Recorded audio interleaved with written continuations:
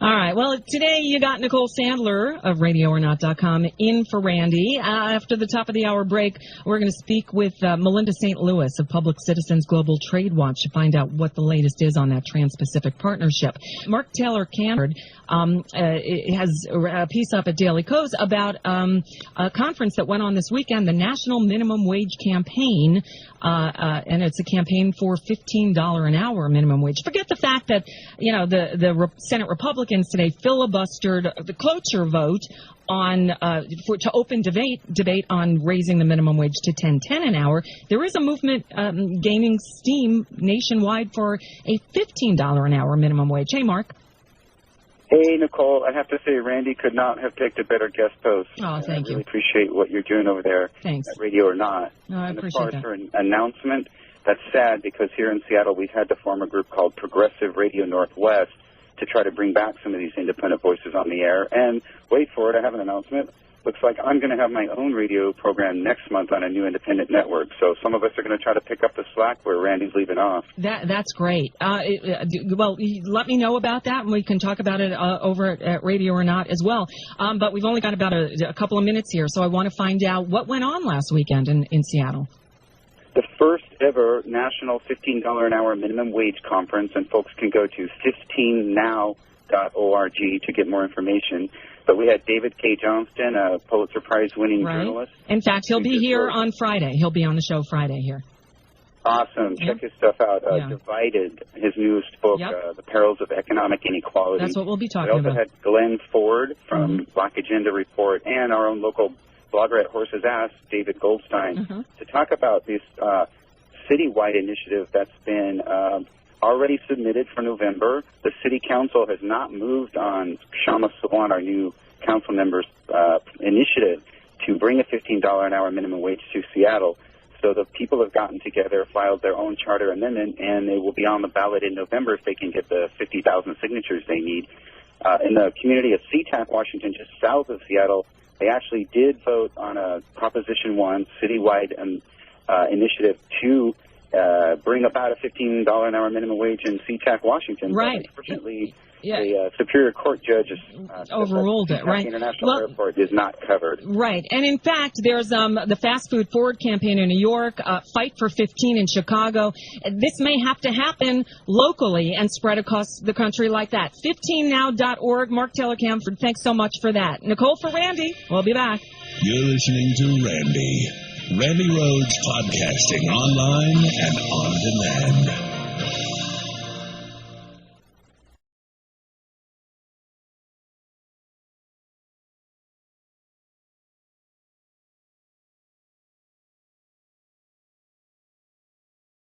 Long time. And then they called themselves Progressive Democrats of America and took off from there. Yeah. And I know people can get deeply discouraged about politics, and they can see electoral politics as very corrupt and very disappointing. The interesting thing about Tim Carpenter is he lived in a little house in Florence, Massachusetts. He never made a lot of money. He was never, like the biggest star of politics. Right. But if there was one person in the Democratic Party who absolutely, consistently stood up for progressive values, it was Tim. Yeah. And as a result, people like John Conyers and Alan Grayson and Bernie Sanders and so many others, when you ask them about Tim Carpenter, their faces light up. Yeah. Well, because he was the real deal. So John Nichols is with us from The Nation, obviously a friend and a colleague of Tim Carpenter's, because, fighting for the same for progress, for progressive ideals. And you'll like this story. I was in D.C. probably 3 years ago, and although, as I told you, I'd spoken with Tim on the phone many times, we hadn't met in person. And I walked into a room, he was setting up for a presentation he was doing, and I spotted him, and I had to go up to him and shake his hand and introduce myself. And he stopped what he was doing to talk to me. And we really had a great conversation, and I'm trying to remember exactly how it went, but it was around the time the Occupy movement was happening. And we were talking about it, and he's like, here's the thing. We need an inside-outside strategy. And I'll tell you, that's my big lesson from Tim Carpenter that I'll always remember. And he's so right. I appreciate so much what Occupy did. But where I think they were lacking was on the inside strategy. Because if you want to affect change, you got to do it from the inside. Yeah, you can push from the outside, but you got to work inside too. And that's why in the piece you have up at The Nation right now, it's linked in the homework section at randirhodes.com. You talk about how Tim was a Democrat. He wasn't part of the Democratic Party structure, and much to the I guess, disappointment of the Green Party people and others, he worked within the Democratic Party to affect change. You need the inside-outside strategy, and that is the lesson that I learned that I attribute directly to Tim Carpenter. I think your point is very well taken, and although I don't make these choices always, I recognize, and I actually think Tim did too. There were some times when a Green candidate might be able to bust on through and make it. There were times when a socialist like Shama Sawant out in Seattle might bust on through and make it. And Bernie Sanders, is a socialist. Yeah, and an independent. Yeah, right. So Tim loved all that. Mm-hmm. There was nothing doctrinaire about that. Right. He worked across all kinds of lines. But his argument was, this is a very interesting one, it was very kind of a mission-driven, witness-driven kind of politics. As he said, the Democratic Party is one of the two major parties in America. Mm-hmm. The one that, by and large, not always, but by and large, a lot of progressive voters turn to, and that certainly a lot of the communities that most need a strong and viable government look to and vote with. He said there's got to be somebody in that party standing up for the grassroots, for the working class. And so I think that while he always was a Democrat, his line was, I'm never satisfied with the Democratic Party. Right. And so you quote him as saying, I'm not satisfied with the party as it is. I want the party as it should be. Yeah. And that's what we need to do is push them. Look, some people will criticize me because I'm critical of the Democrats. But that's what we have to be. Because I can't imagine anyone satisfied with today's Democratic Party as they are. Well, here's the interesting thing. This is because, Nicole, I listen to you and love the way that you bring an independent, progressive perspective to these discussions. Thank you. And you know what the thing is? Some people see that as being not loyal enough or not, kind of on the team enough. But here's the thing that Tim taught me. This thing I learned from watching Tim over the years. He would anticipate issues. And he would be out front at a time when, frankly, a lot of other Democrats didn't want to go near something. Holding George Bush and Dick Cheney to account for the lies and all the wrongdoing associated with the war in Iraq. Really pushing for a genuine health care reform, not a compromise, but also things like marriage equality and a constitutional amendment to overturn Citizens United. Big, bold proposals.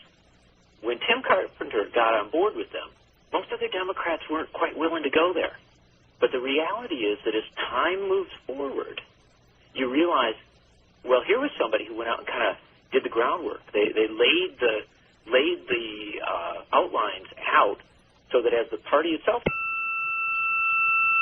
Okay, that's weird. That's the second time this week that our phones just in the middle we're talking about something important, progressive politics, and our phones go haywire. Hi, NSA. I don't know what happened, but let me just, while Sean is redialing John Nichols, say we're talking with John Nichols of The Nation about Tim Carpenter, who lost his battle with cancer on Monday. And if you didn't know he was ill, I guess that's because Tim worked up until the last minute. John writes in this piece that he's got up at The Nation that he was on the phone with Tim just hours before he heard the news that he had passed. He says, Tim was on the phone with me running through the latest numbers from a national petition drive he and Progressive Democrats of America had organized to urge Vermont Senator Bernie Sanders to seek the presidency. That's what Tim Carpenter was doing hours before he died. Yeah, and as a legacy, you might want to check out Progressive Democrats of America, their website, pdamerica.org, and join, because there are chapters all over the country. Sorry, John, I don't know what happened there. I think someone's messing with us. I heard a little flutter, and then yeah, second time this week. What I was saying was simply that sometimes there are people who are ahead of the curve who tell us where we're headed, and as Democrats in the U.S. Senate now prepare sometime this year, if what Senator Schumer is saying, to vote on amending the Constitution to get big money out of politics. Yeah. Well, 4 years ago, I could hardly find anybody on Capitol Hill talking about that. Very, very few members stepping up to talk about a constitutional amendment being the necessary response. 4 years ago, Tim Carpenter was out already petitioning on it. Yeah. He was ahead of the curve. So, John Nichols, let me ask you this. Obviously, while we were getting you back on the line, I mentioned Progressive Democrats of America, pdamerica.org. There are chapters everywhere. There are a few other progressive groups. I think the Progressive Change Campaign Committee is a good one. Democracy for America is a good one. But the bottom line is people really need to step up and get involved because the very future of this nation is on the line. In a quick soundbite, I guess, how do you see the progressive movement today? Where are we? I think it's in a fantastic place. Yeah? And it's never covered well by media. No. Or maybe you. but here's the reality. I don't ever tell people what group to join or where to go. I agree with you. Get engaged. Yep. What you're going to find is when you engage, there are people across this country who are working on fundamental issues. And the interesting thing is, if I had told you 5 years ago that one of the central issues in America was going to be income inequality, and we're going to have mass movements to raise the pay of restaurant workers to $15 an hour or at least $10 an hour. If I told you that, Nicole, you'd say, well, boy, you're an optimist. Yeah, you're right. But here's the challenge ahead of us. Today, the Senate Republicans filibustered the cloture motion on the bill to raise the minimum wage. So we've got a big fight ahead of us. And I'll throw this out there. People want to get engaged. A good place to start and get involved is this summer, Netroots Nation is going to be in Detroit because they like to take it to places where the money that the convention brings will do some good. That's a good place to meet a lot of progressive activists and get involved. Just one more thing to throw out there, but getting involved is the key, and that's what Tim Carpenter will tell you too, right? I think it absolutely is. And Nicole would also say, listen to progressive media, support progressive media, and understand that real things are happening across America all the time. There are real heroes out there doing the work, folks like Tim. And our job is to make sure that citizens know how they can tap into this fight. There's plenty of money coming down from on high. The only way we're going to fix this thing is if all of us start organizing at the grassroots. And Tim Carpenter, I'll tell you something, he used to show up in his beat-up car with his Bob Dylan cassette, stuck in the blaring out, and he'd always come with a dozen people. He'd pack them in because Tim Carpenter was the kind of activist you need. He didn't show up just to sit and watch. He showed up to do something. I hear you. John Nichols of The Nation, thank you. Thank you for this beautiful piece about Tim, and thank you for all you do. It's great talking to you. We'll do it again moving forward back at my place, radioornot.com. I love it. I love it, Nicole. I'll talk to you soon. Strong. Thank you. You too. Bye-bye. All right, Nicole for Randy. We'll be right back with your calls next. Randi Rhodes. Radio, only smarter. This is The Randi Rhodes Show.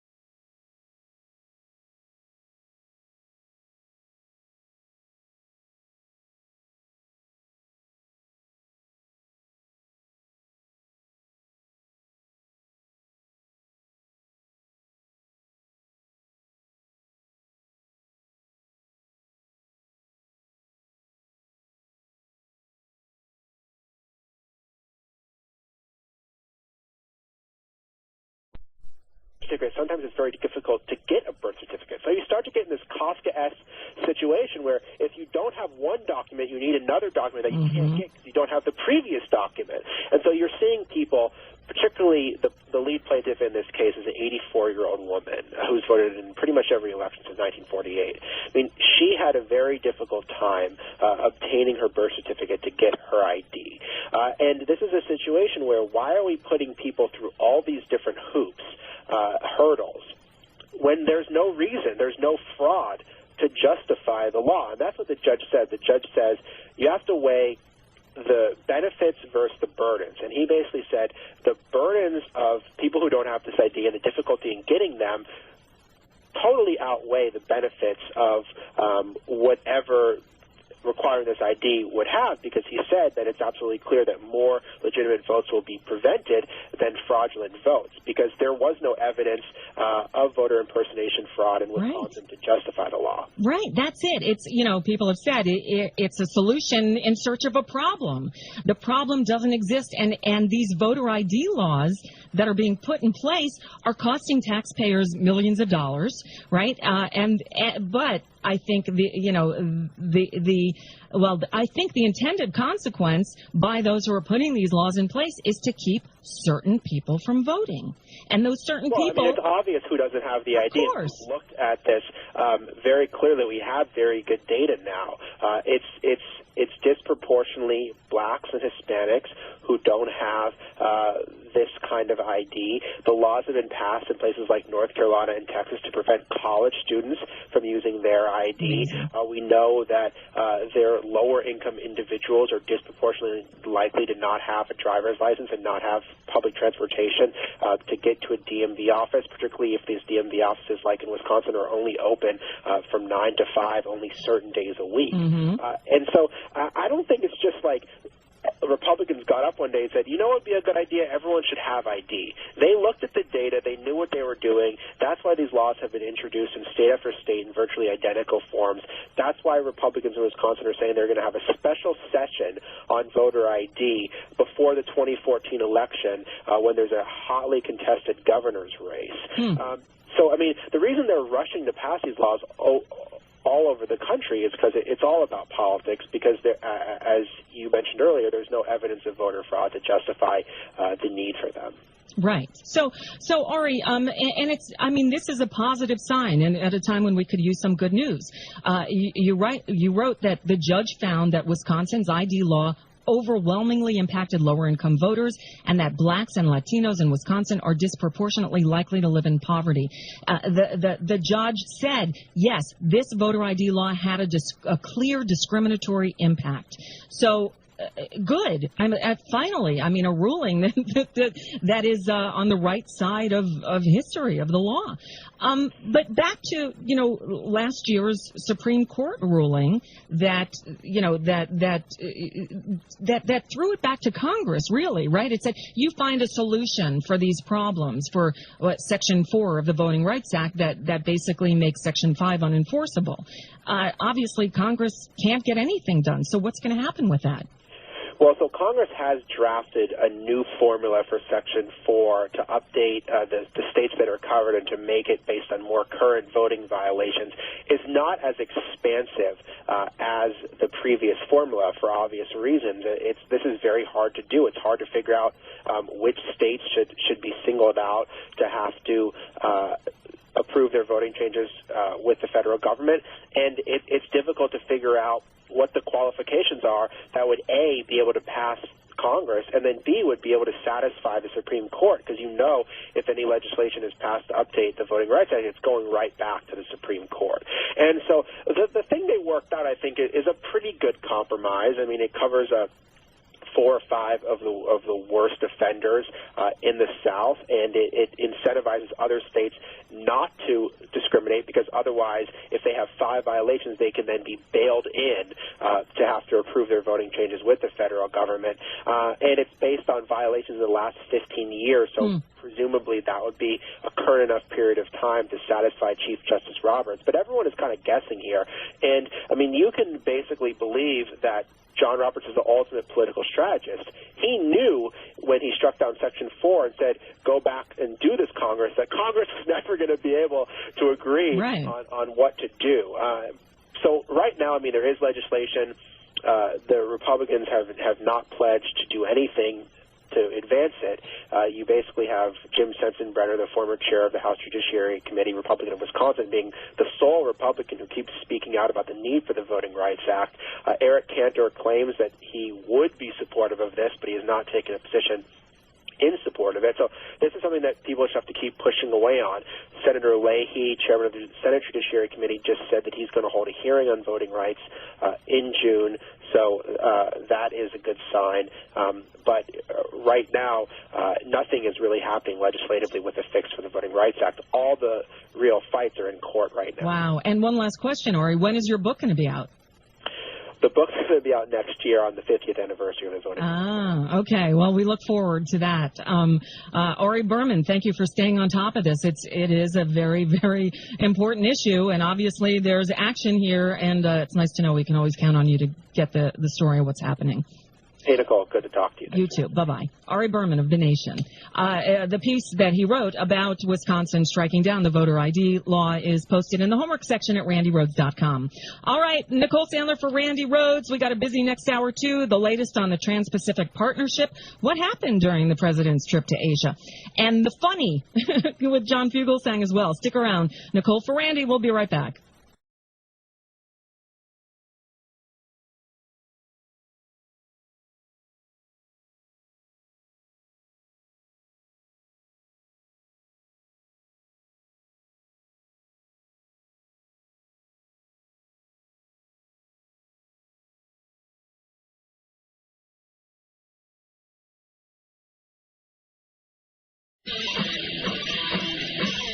Tell us what you're thinking. Call 866-87-RAIN.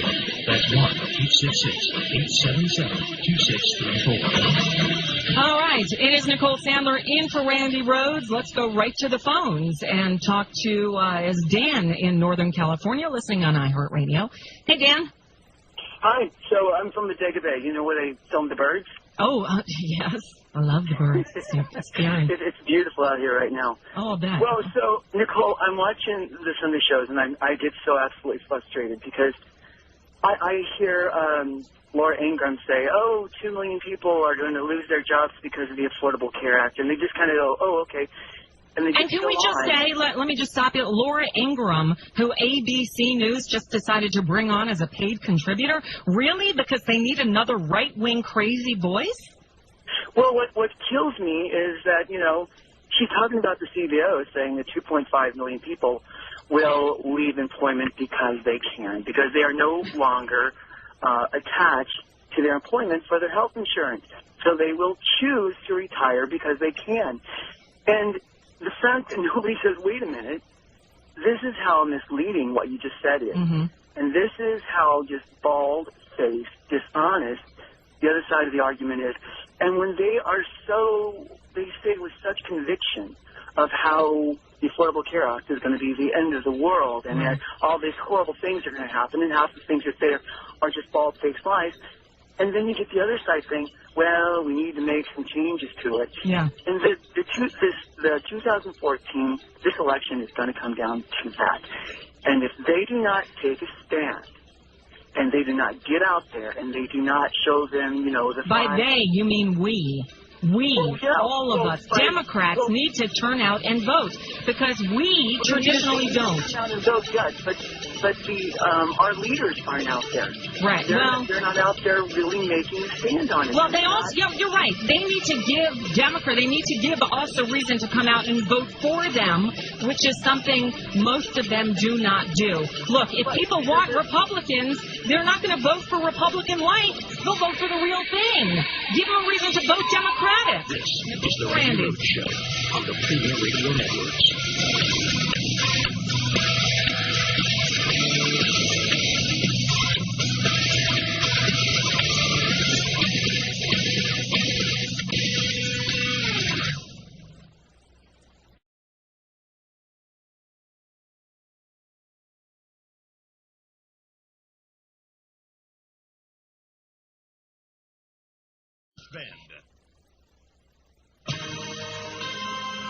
NBC News Radio, I'm Melissa Rayberger. There is joy on Wall Street today. The Dow Industrials closed at an all-time high for the first time this year. The Dow is up by 45 points to close out the day at 16,580. That is 4 points above the record high it set on the final day of last year. President Obama is blaming Republicans for blocking an election year increase in the federal minimum wage. He says their vote has denied millions of Americans a way out of poverty. Change is happening, whether Republicans in Congress like it or not. And so my message to the American people is this. Do not get discouraged by a vote like the one we saw this morning. Get fired up, get organized, make your voices heard. Republicans argue that an increase in the minimum wage would result in job losses. Rescue crews have been pulling people off of rooftops in Pensacola, Florida today after nearly 2 feet of rain brought flooding to the Florida Panhandle and the Alabama coast. Boats and Humvees have been making their way through the flooded streets to assist in the rescues. This is NBC News Radio. A block-long sinkhole in Baltimore has gobbled several cars and forced the evacuation of some houses. Fire officials say it opened up near the railroad tracks used by CSX. The region has been hit by intense rain since yesterday. A wildfire in Southern California has forced the evacuation of at least 1,100 homes as it's grown to 800 acres. Fire officials say winds gusting to 60 miles per hour are pushing the flames through the foothills of the San Bernardino Mountains east of Los Angeles. Doug Carlson with the California Department of Water Resources says conditions are ripe for wildfires. With all that dry brush out there and very little moisture coming down, the threat is greatly increased. The New York High School senior Quasi NN, who has been accepted by all 8 Ivy League colleges, has made his choice. It will be Yale. NN announced his pick today, saying Yale is the right fit for him. He plans to study medicine and music. I'm Melissa Rayberger, NBC News Radio. Weight Watchers is up nearly 12% in after-hours trading after the company topped Wall Street estimates and boosted its earnings outlook for